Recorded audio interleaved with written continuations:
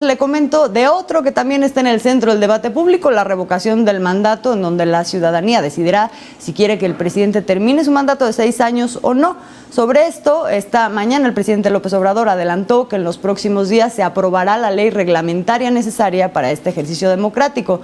Al hablar del tema, el mandatario criticó a la oposición que ha buscado argumentar que bajo condiciones legales o presupuestales no es posible llevarla a cabo, y de hecho aseguró que en cuanto sea el tiempo, él será promotor principalísimo de esta consulta. No les gusta a los antidemócratas todas estas prácticas, estos métodos de la democracia participativa, pero ya está en la Constitución. Lo que hace falta es la ley reglamentaria y tengo información de que se va a aprobar en estos días, y ya con eso ya se establece el procedimiento. Debe de llevarse a cabo la consulta para la revocación del mandato. Bueno, ¿y qué se necesita para pedir la revocación del mandato del presidente? Para activar este recurso se debe contar con la firma de apoyo de 3% de la lista nominal, siempre y cuando corresponda a por lo menos 17 entidades federativas que representen como mínimo el 3% de la lista nominal de cada una de ellas. Y para que se dé una idea, a octubre de este año esas cifras se ubican alrededor de 90 millones de electores, por lo que el 3% equivaldría más o menos a 2.700.000 electores. Cabe aclarar que la revocación del mandato se podrá pedir únicamente durante los 3 meses siguientes al término del tercer año del gobierno del presidente, que en este caso sería diciembre de 2021 a febrero de 2022. Una vez que la revocación del mandato cumplió con los requisitos para llevarse a cabo, el INE tendría que organizar este ejercicio, que solo sería validado si en él participan 40% de las personas inscritas en la lista nominal, que a este año equivale a más de 37 millones de personas. Quien resolvería el resultado final sería el Tribunal Electoral del Poder Judicial de la Federación. Y bueno, ¿en qué momento nos encontramos de todo esto? De eso también hablaremos con Etienne Luque, que ya se encuentra con nosotros. Etienne, muy buenas noches. Buenas noches, Azul, ¿cómo estás? Bien, bienvenido, gusto platicar contigo de varios temas que tienen que ver con el ámbito constitucional. Me gustaría empezar primero por el tema del Tribunal Electoral. ¿Cómo viste todo el proceso que se dio el día de ayer? Hay voces que hablan, incluido Valdés, el magistrado que quedó destituido, de que se dio un proceso que es inconstitucional por parte de los magistrados. Es una muy buena pregunta. Me parece que estamos propiamente en una cuestión que pasa por una condición interpretativa. La Constitución y la Ley Orgánica del Poder Judicial de la Federación señalan cuál es el procedimiento para el nombramiento propiamente del magistrado presidente, y también dicen que su encargo durará solamente 4 años con la posibilidad de reelección.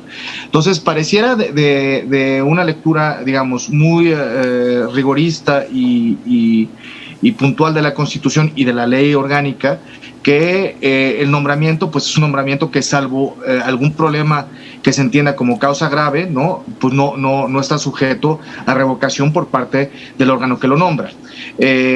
Justamente parte del problema es la forma en la cual se dio el procedimiento, es decir, se hace una petición durante la sesión para poner o para juzgar propiamente el desempeño del magistrado presidente. El magistrado presidente dice que esa no es la sesión y se tiene que hacer una sesión privada, que existe un formato especial para hacerlo. Posteriormente le dicen se suspende la sesión, le piden que convoque de nueva cuenta la sesión para tratar el tema, él se rehúsa y, digamos, la magistrada Otálora, sustituyéndose como si el presidente no estuviera, abre una nueva sesión, y en esta nueva sesión se vota propiamente sobre el desempeño del magistrado, y posteriormente deciden que se destituye el mismo. Entonces, es una pregunta que realmente queda en el aire, porque al final de cuentas existe un procedimiento para el nombramiento, pero no existe un procedimiento para su destitución. No obstante, es obvio que se puede dar por alguna otra razón, no por las causas que fueron invocadas el día de ayer por estos otros 5 magistrados, la posibilidad de que no esté la persona para ocupar el cargo, como podría ser una enfermedad grave o incluso un fallecimiento. Entonces, digamos, en ambos lados queda abierto a condiciones interpretativas. De hecho, digamos, por una parte, los magistrados que hicieron este procedimiento alterno de destitución fueron a hablar con el presidente de la Corte, como bien comentabas, y por el otro, existe la posibilidad de que el magistrado Reyes interponga una controversia en los términos del artículo 11, fracción 17 de la ley orgánica, cuando existe un poder o un conflicto adentro propiamente del Poder Judicial. Y esto es bien importante destacarlo. No hay, creo yo, un problema donde tenga que intervenir el Senado o alguna otra institución. Solamente se trata de determinar si la condición de votación que se hizo está o es acorde a lo que permite la Constitución, o simple y sencillamente el procedimiento estuvo mal hecho y lo que se tiene que hacer es reinstalar al magistrado en su cargo. Entonces, digamos... ¿Pero quién dirimiría esto? ¿Esto sería la Suprema Corte de Justicia ya entonces? Sí, la Suprema Corte directamente. O sea, en función de que hay una cosa a ser interpretada que no está claramente establecida, ya quedaría en manos de la Suprema Corte de Justicia, independientemente de que se meta una acción de inconstitucionalidad. No, de hecho, digamos...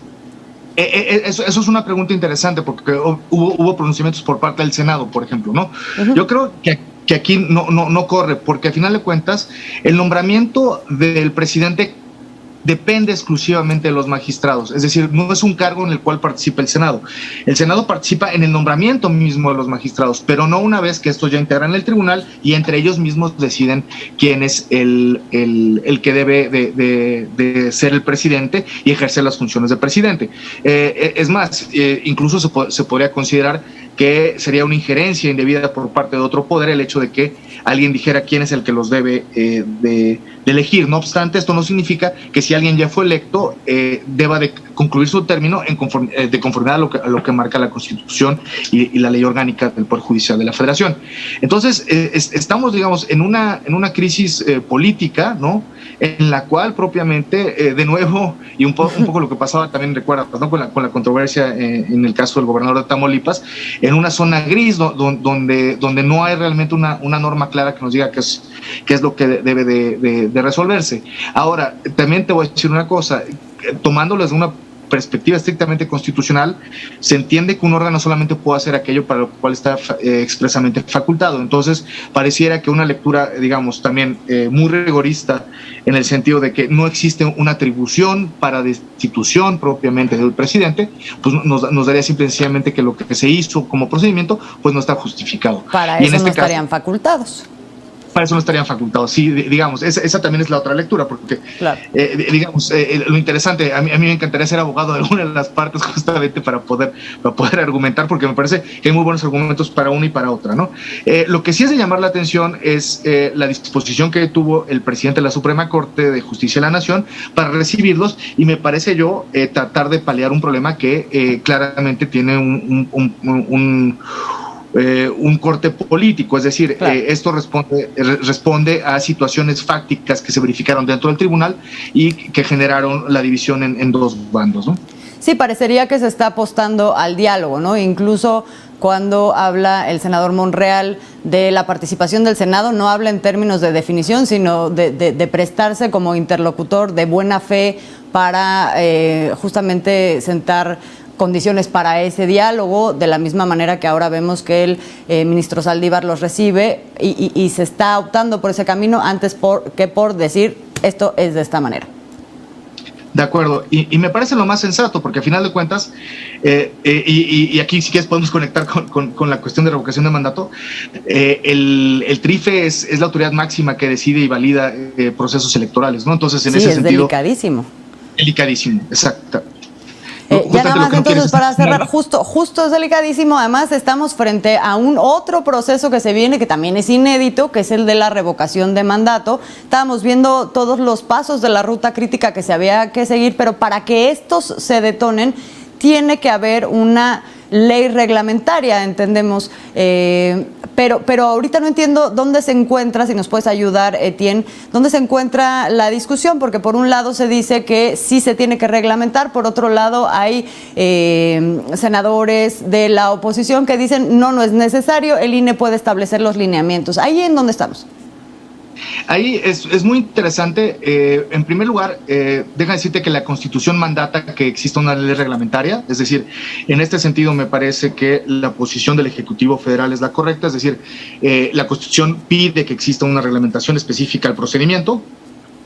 Segundo, me parece que esto es necesario porque otorga seguridad jurídica, es decir, no es lo mismo tener algo que fue votado obviamente por el Congreso de la Unión y posteriormente promulgado por el presidente de la República, con todo lo que conlleva esto en términos de procedimientos democráticos y puesta de acuerdo de fuerzas políticas sobre cómo se tiene que llevar a cabo el proceso. Y recordemos, ahora sí que el diablo está en los detalles, y aquí es donde me parece que por eso la ley es necesaria. Si bien es cierto, desde una perspectiva estrictamente constitucional, que la ley no sería necesaria para llevar a cabo el procedimiento, esto sería para mí el peor de los escenarios, porque justamente uno, mandas la carga regulatoria al árbitro, que posteriormente tendrá que hacer la validación, claro. Y digamos, se vería muy raro, ¿no?, que yo hago las reglas y posteriormente valido un procedimiento conforme a las reglas que yo mismo me di, distinto, claro, que son reglas que me dieron arriba, ¿no?, o que vienen del Congreso de la Unión. Entonces, digamos, yo lo veo que, y esa es parte del derecho constitucional, es decir, es política llevada a ser derecho. Entonces lo que tú quieres son procedimientos que funcionen, no procedimientos que en sí mismos generen incentivos para que haya algún tipo de desacuerdo o desconfianza de alguna de las partes que participan en él. Claro. Entonces, digamos, desde esta perspectiva a mí me parece que lo que más le conviene a todo el mundo es la existencia de una ley reglamentaria, independientemente de que desde una perspectiva técnica existe un argumento plausible de decir que no sería necesario, ¿no? Pues ahí está. Etienne Louquet, muchísimas gracias por conectarte conmigo esta noche para aclarar todos estos puntos. En el mejor de los escenarios estaríamos viendo que próximamente se apruebe una ley reglamentaria que entonces detone todo este proceso que está por venir. Muchísimas gracias, Etienne. Muy buenas noches. Al contrario, gracias por la invitación, Azul. Muy buena noche.